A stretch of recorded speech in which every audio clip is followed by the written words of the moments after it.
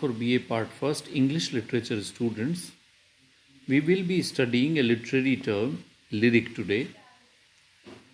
I am Anil Dadhij, your English teacher. What is lyric? Lyric is a literary term.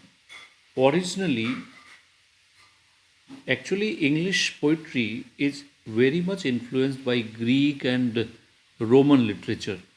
So, originally, if we talk, Greek song was divided into two classes, lyric song and choric song. Choric song you all know chorus की तरह से एक group song की तरह से जो गाया जाता है that is choric song and what is lyric song let us describe it the Greek word lyrikos means singing to a lyre. What is lyre? Lyre is a musical instrument. It is wired instrument like guitar or sitar. So lyricos means singing to a lyre. So lyric was, you can imagine, sung by a single voice to the accompaniment of a musical instrument called lyre.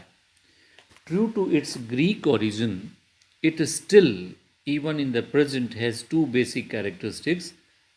First, it is an expression of a single emotion. Generally, in lyric, we express a single emotion only, and it is a musical composition. The lyric can be divided into three distinct parts or three different moods, you can say, through which the poet passes during writing the lyric. The first part, which is usually first few lines of the first stanza of the poem, states the emotion or the subject which has set the poet's imagination working. तो पहला पहला stanza होता है generally, उसमें what the poet is thinking about उसको शुरू में लिखने की कोशिश करता है. N Happel is a critic, he calls it the first part of the lyric the motive. किस मोटिव के साथ शुरू किया है, इसलिए द फर्स्ट स्टेंजा और the first part of the sonnet, first part of the lyric is called motive. The second part forms the bulk of the poem. Bulk means most of it, most of the part of the poem.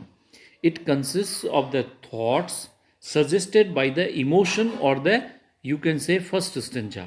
The first, what emotion the poet started with, उसको detail में करता है. By this time, जब वो bulk of the poem is being written, by this time the lyric is well advanced in its intensity.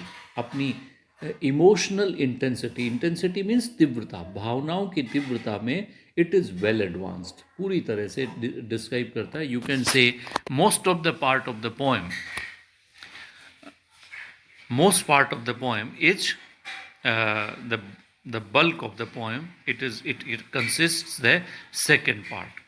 The third and final part comprises usually the last stanza. It marks the poet's return to his initial mood. Second part में वो पूरी तरह से इधर उधर पूरी सब जगह घूमता है. Whatever ideas come in his mind उनको वो लिखता है related to the motive.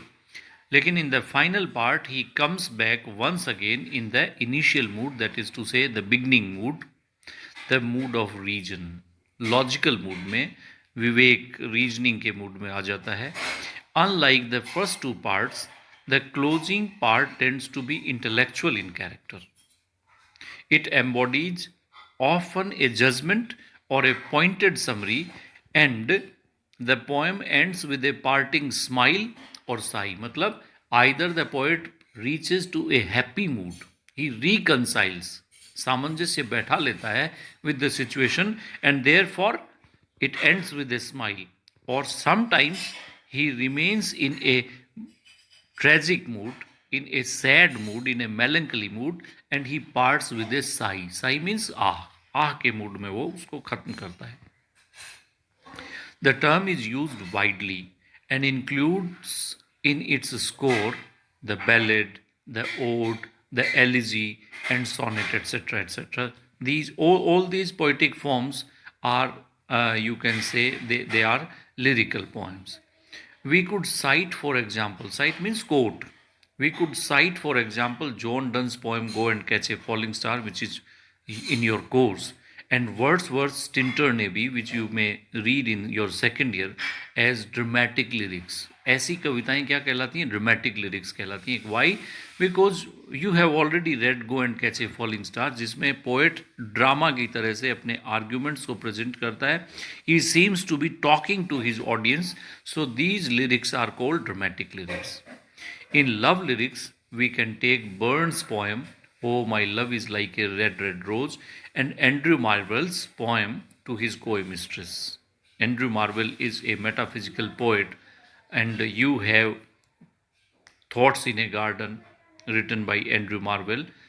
A very famous poem by Andrew Marvell is to his coy mistress. It's a very interesting poem. It's a love poem.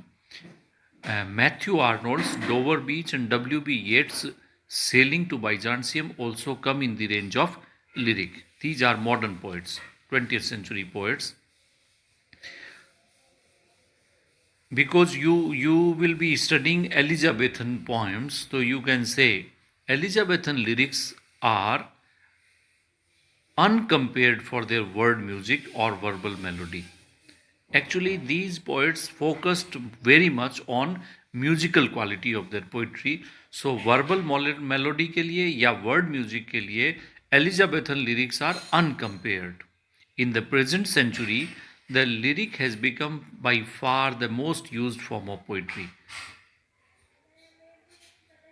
If you want to read the poem "Go and Catch a Falling Star," it's actually a lyric. You can read this poem as an example of lyric. Thank you very much. That's all for lyric.